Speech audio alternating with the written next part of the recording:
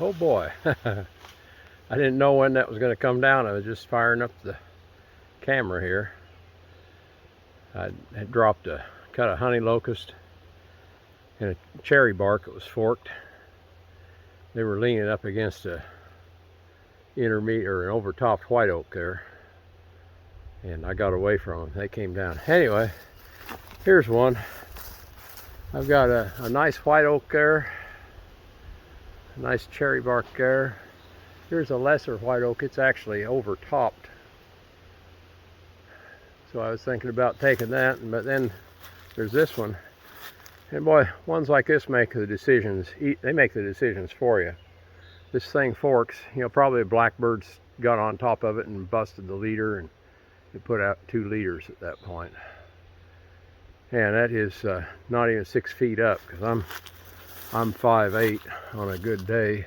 That might be 6 feet from the ground.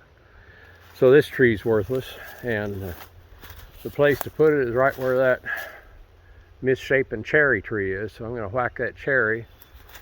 This is what you get into. And then you look on down the slope there, and to the right of that cherry, there's a nice cherry bark, and to the left of it, there's a nice cherry bark, and straight in front of it, there's a cherry bark that is forked, or whatever you want to say it.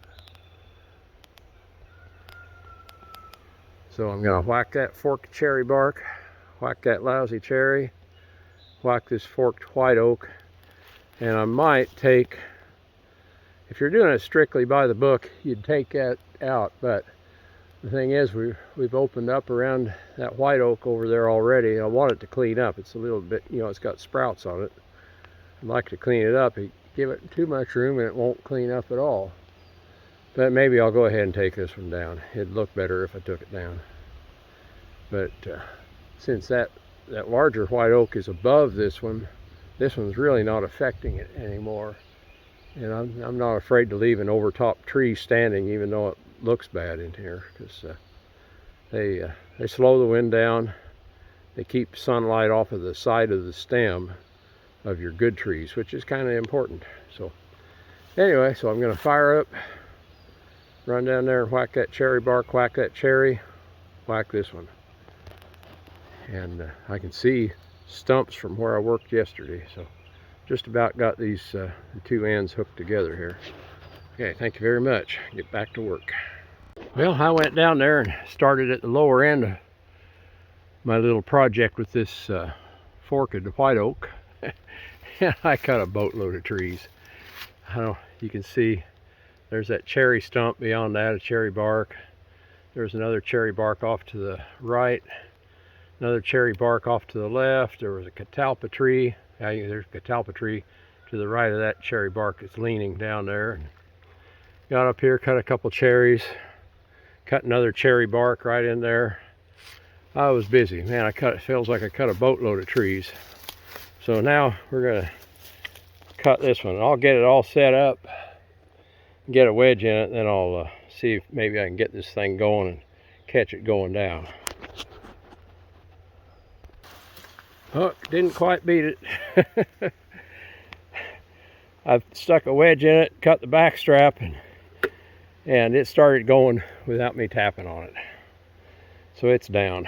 Anyway, that was very easy, systematic drop. Made a face, punched it. There you see. Punched it, cut out most of the back, left the back strap, and put a wedge in, cut the remaining part of the back strap, and down she went. I couldn't grab the camera fast enough. Oh well. You saw it shaking, giving its dying quiver. And I tell you what, if you don't cut white oak, you haven't lived. White oak has the most delicious smell. When you're cutting a good solid white oak, their smell is heavenly. And I don't know what it is about it. It must have like sugars in it that are special or something. It's got a delicious odor to it. So anyway, so I've made a bunch of sunlight fall in here, and still got a little gas in the tank, so I'm going to continue on. I see another candidate for a cherry bark to drop right there. It's a lesser one between two really good ones. So get in there and whack another. Thank you for visiting.